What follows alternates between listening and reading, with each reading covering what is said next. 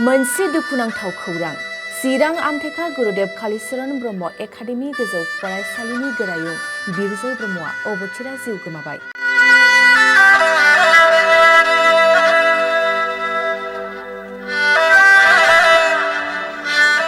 गोरायुं बिरजय ब्रह्मआ थांनाय मोनाबिलि समाव लामानि हरखाब जाब्रबथायजों अबथिरा जिउ गोमायो।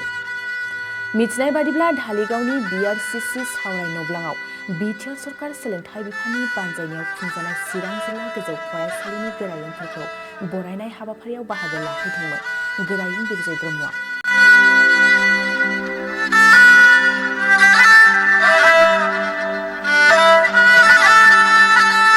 हाबाफारि जोबखांनाय उनाव गावनि न' फारसे फैफिननाय समाव हरखाब लामानि जाब्रबथायजों मोगा-मोगि जायो आरो अबथिरा जिउ गोमायो गोरायुं बिरजय ब्रह्मआ।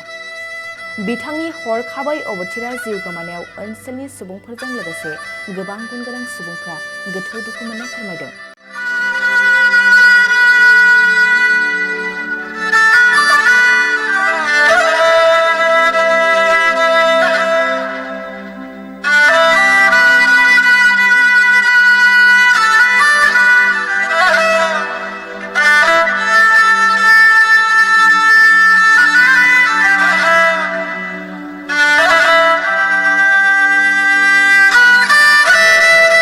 थाखो 8, 9 आरो 10 नि फरायसाफोरनि थाखाय मोनसे गोनां फोसावथाय। इम्पल्स आसामआ नोंथांनि थाखाय होदों अनलाइन टिउसन एप्सनि सुबिदा।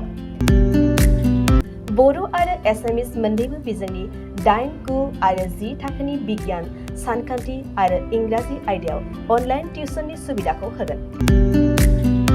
मोनफ्रोमबो आयदायाव दान मोनसेनि फिसआ 250 रांल' जागोन। 12 दाननि थाखाय फरायसानि अनलाइन टिउसनआ सोलिगोन। इम्पल्स आसाम अनलाइन टिउसन एपआव live class, online test, online assignment आरो डाउट क्लियारिं सेसननि सुबिदा मोननो हागोन। इम्पल्स आसाम अनलाइन टिउसन एपआव रोंगौथि गोनां एक्सपिरियेन्स फोरोंगिरिफ्रासो फोरोंगोन। गोसो गुदुं फरायसाफ्रा गाव गावनि मबाइलाव गुगोल प्ले स्ट'रनिफ्राय इम्पल्स आसाम एपखौ डाउनल'ड खालामनो हागोन। लोगोसेयैनो 8099334099 जानबुं अनजिमायाव थोंजोङै जगाजग खालामनो हागोन।